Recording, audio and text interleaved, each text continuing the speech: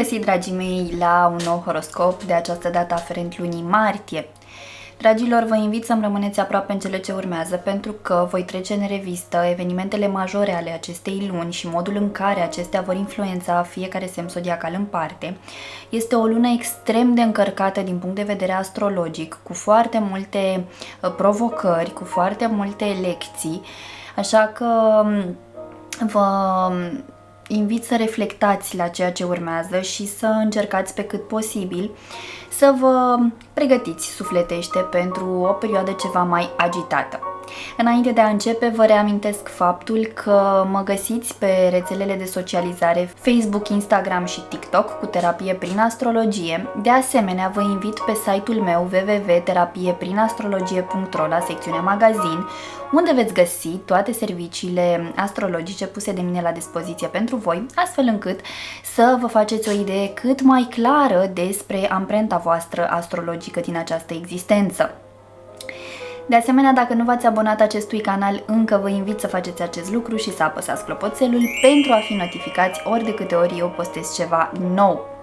Dragilor, vă reamintesc că acesta este un horoscop general și pentru mai multe informații personalizate vă invit fie să accesați site-ul meu și să achiziționați un serviciu astrologic personalizat, fie puteți urmări și videourile aferente semnului zodiacal în care aveți ascendentul și luna amplasate în hărțile voastre natale, în cazul în care vă cunoașteți aceste elemente.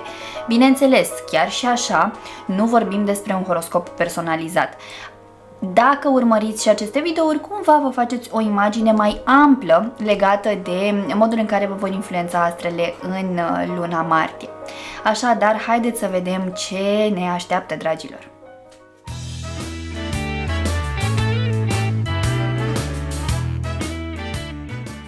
Bun găsit, dragi nativi ai zodiei Taur! Bine ați revenit la un nou video, de această dată aferent lunii martie. Dragilor, acest video este atât pentru cei dintre voi care v-ați născut în acest semn zodiacal, dar și pentru cei dintre voi care aveți ascendentul sau luna amplasate în zodia Taur sau alte elemente majore amplasate în acest semn zodiacal. Dragilor, luna martie, așa cum am spus și în partea de intro, este o lună extrem de intensă din punct de vedere astrologic. Avem două eclipse, avem două retrogradări, avem o mutare importantă a unei planete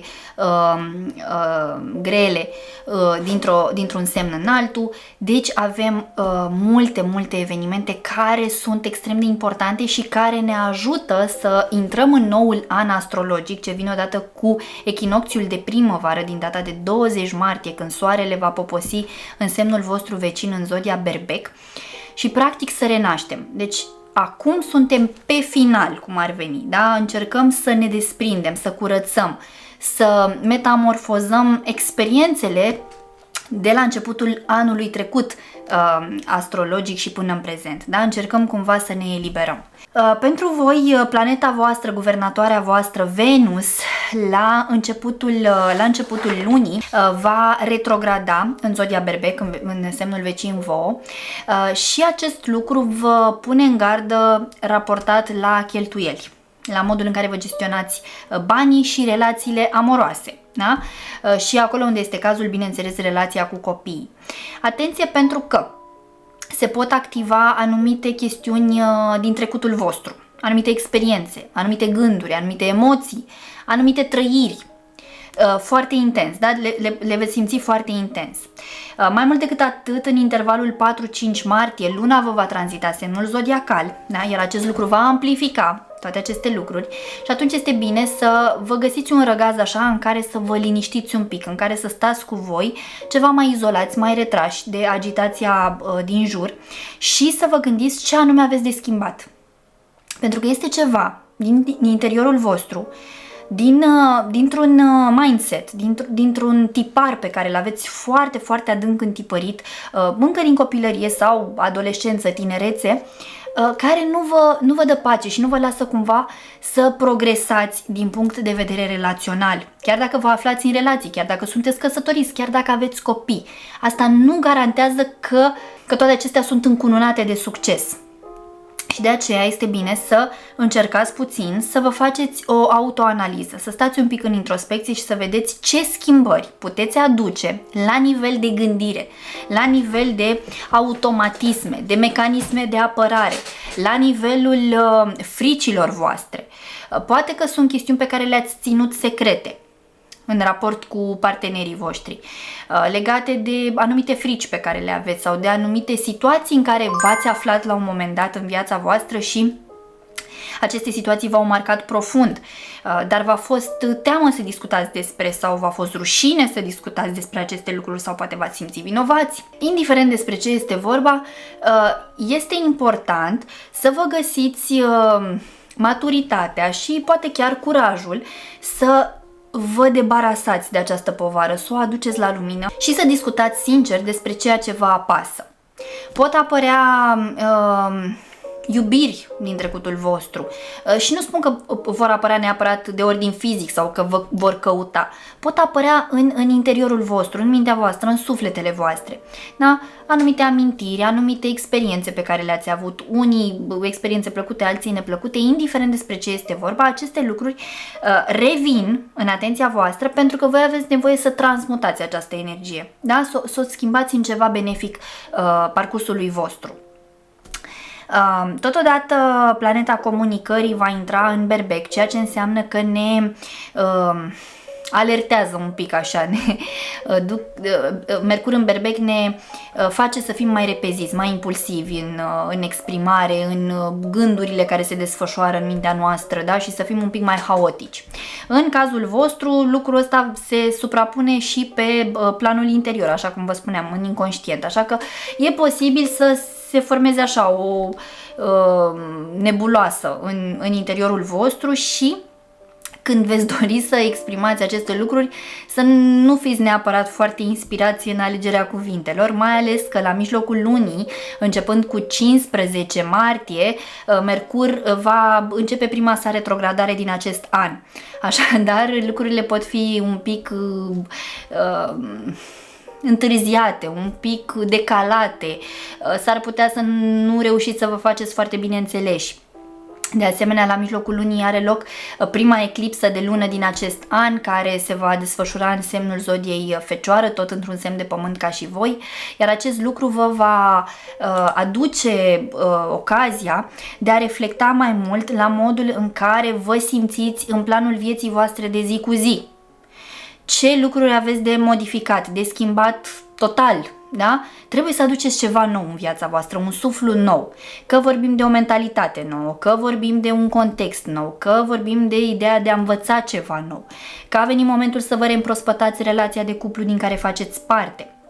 Fie a venit momentul să vă faceți ordine în rutina voastră zilnică și să introduceți obiceiuri noi sănătoase, să vă faceți ordine în casă, la birou, să faceți curățenie, să mai treceți odată prin lucrurile pe care le aveți și poate să vă desprindeți de o parte din acestea care vă țin ancorați în trecutul vostru. Poate unii dintre voi aveți ocazia să vă mutați, de ce nu, da? Să schimbați locul cu totul. Pentru alții să aduceți ceva nou la locul de muncă sau în relațiile cu colegii voștri. Atenție de asemenea la planul sănătății fizice, da? Poate că vor ieși la suprafață anumite afecțiuni din trecut, cărora nu le-ați acordat suficient atenție, adică au mai avut loc în trecutul vostru, au trecut aparent și ați uitat de ele, dar nu ați mai mers să investigați sau să tratați cum trebuie problema respectivă pentru că ea s-a mai domolit. Iar acum pot apărea diverse probleme de acest gen care sunt tot pe fond emoțional, au apărut tot pe un fond de nemulțumire. Da? Ceva acolo vă supără. Ceva în interiorul vostru nu este rezolvat, iar acest lucru se poate somatiza în corpul vostru fizic. Deci fiți cu băgare de seamă la mijlocul lunii pentru că, așa cum vă spuneam, are loc prima eclipsă și este eclipsă de lună, deci pe fază de lună plină. Așadar, gândiți-vă că în general când e lună plină suntem mai încărcați, mai emotivi, mai irascibili. Când vine vorba de o eclipsă de lună, lucrurile sunt și mai amplificate. Așa că încercați să vedeți ce e în neregulă cu voi și după ce trece acest influx emoțional din punct de vedere astrologic, trăgeți-vă niște concluzii și treceți la acțiune. Da?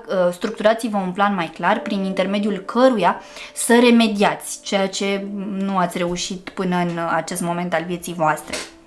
Da? Pot fi chestiuni care au legătură chiar cu menirea voastră, să încercați să vă găsiți scopul. Poate unii dintre voi simțiți că nu aveți un scop precis, nu aveți o direcție clară. Da? Și acum cu aceste evenimente astrale să se accentueze această nemulțumire. Da? Puneți mâna și faceți ceva, luați măsuri, schimbați ceva fundamental în viața voastră, pentru că în felul acesta veți face loc pentru noi oportunități, noi șanse, noi contexte, noi relații, care să vă ducă în direcția în care aveți nevoie să ajungeți. Iar luna se încheie așa pentru voi tot cu intensitate, pentru că pe data de 29 martie are loc eclipsa de soare de această dată, prima eclipsă solară din 2025, ce va avea loc în semnul vostru vecin în zodia Berbec. Iar acest lucru vă va ajuta să înțelegeți mai bine ce aveți de curățat în segmentul relațiilor sociale, al contextelor sociale din care faceți parte.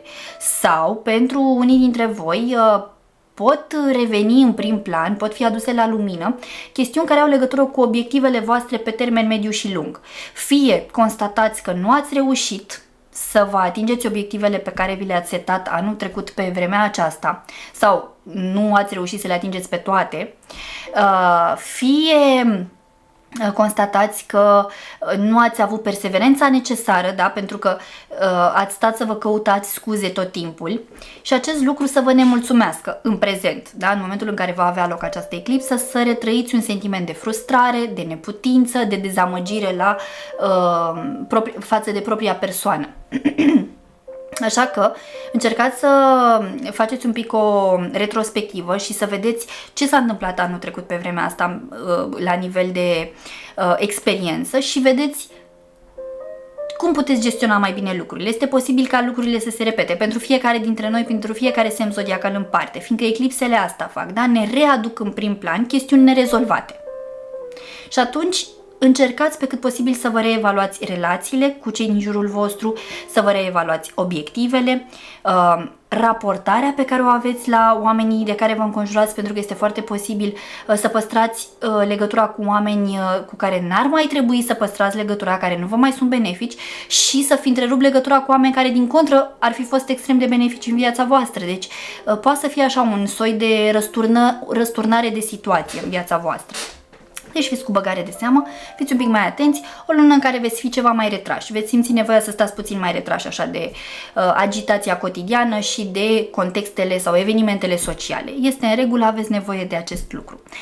Iar pe 31 martie, luna vă va tranzita din nou semnul zodiacal, așa că din punct de vedere emoțional lucrurile vor fi din nou la apogeu, mai ales că vor fi intersectate și de eclipsa aceasta de soare și cumva veți reuși să vedeți mai bine și să vă conștientizați mai bine propriile voastre emoții.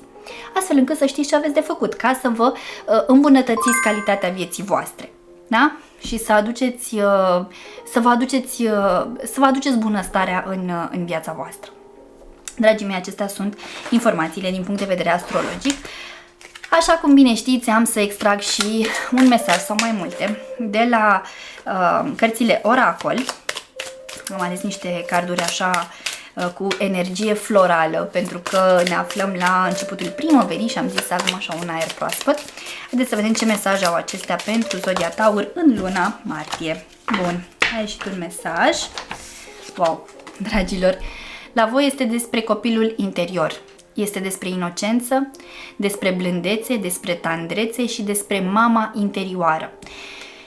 Deci, dragilor, aveți nevoie să vă conectați. Nu știu sigur dacă se vede imaginea, sper să se vadă.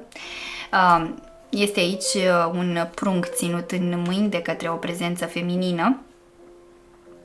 Așa că pot apărea, așa cum v-am spus, la suprafață chestiuni din trecutul vostru, din copilăria voastră, experiențe care v-au marcat profund și a venit momentul să deveniți propriul vostru părinte. și să vă liniștiți prin faptul că acum sunteți oameni mari și că nu mai sunteți în pericol. Puteți avea grijă de voi, bine mersi, da? Fără să vă mai duceți în acea energie a neputinței.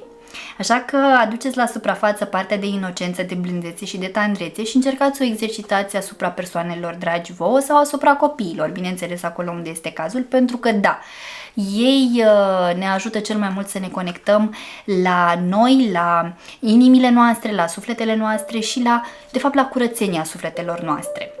Așa că, pentru cei dintre voi care aveți copii, bucurați-vă de aceștia și dați-le voie să vă pună în contact și mai profund cu copilul vostru interior. Dragii mei, în speranța că mi-ați rămas aproape până la finalul acestui video, vă mulțumesc și vă invit să apreciați și să distribuiți acest video tuturor celor cărora credeți că le va fi de folos. Vă doresc ca luna martie să aducă în viețile voastre toate binecuvântările de care aveți nevoie. Vă pup! Pa, pa!